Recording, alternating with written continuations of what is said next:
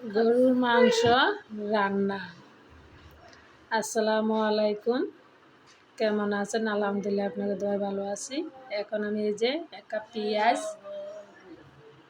তেজপাতা, দারচিনি, এলাচ, লং দিয়ে দিলাম। আর এই যে গরুর মাংস এখন আমি দিয়ে নিছি। এখন এই যে আদা রসুন বাটা আর হচ্ছে কাঁচা জিরা, জয়ফল, জুতি বাটা। এখন দিয়ে দিব মরিচ, 2 চামচ মরিচ দিয়ে দিব, 2 চামচ হলুদ দিয়ে দিব, হলুদের পাখি, 2 চামচ লবণ দিয়ে দিব।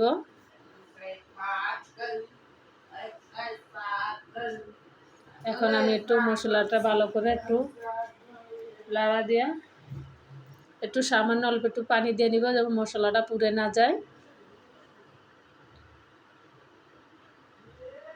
দেখেন উপরে আমার তেলটা বেসে গেছে গা।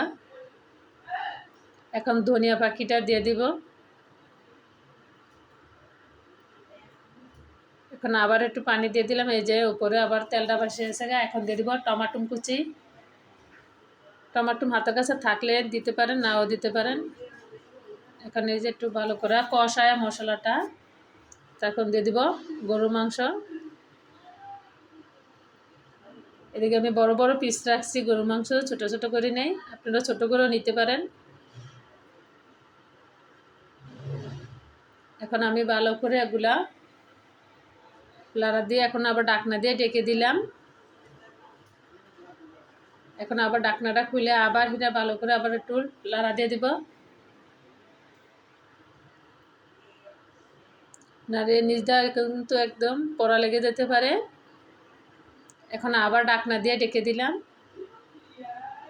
এখন আবার হিটা একটু লাড়া দিয়া গরম পানি দিয়ে দিলাম, ফুটানো গরম পানি।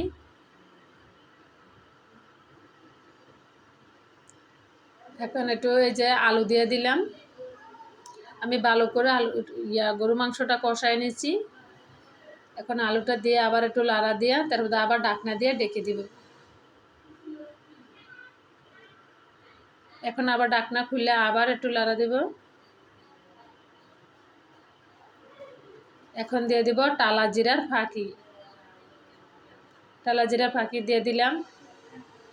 এখন এই যে আমার গরু মাংসটা রান্না হয়ে গেছে গা। ভিডিওটা কেমন লাগছে প্লিজ আপুরা সবাই লাইক দিবেন, শেয়ার করবেন, কমেন্ট করে জানাইবেন। আপনাদের দোয়ায় ভালোবাসায় যেন এগিয়ে যেতে পারি। প্লিজ আপুরা সবাই লাইক দিবেন, শেয়ার করবেন, কমেন্ট করে জানাইবেন। আসসালামু আলাইকুম। দেখছেন আমি এই যে মাংসটা বেড়ে নিলাম, এখন পরিবেশন করতে আসি। পুরো ভিডিওটা দেখবেন।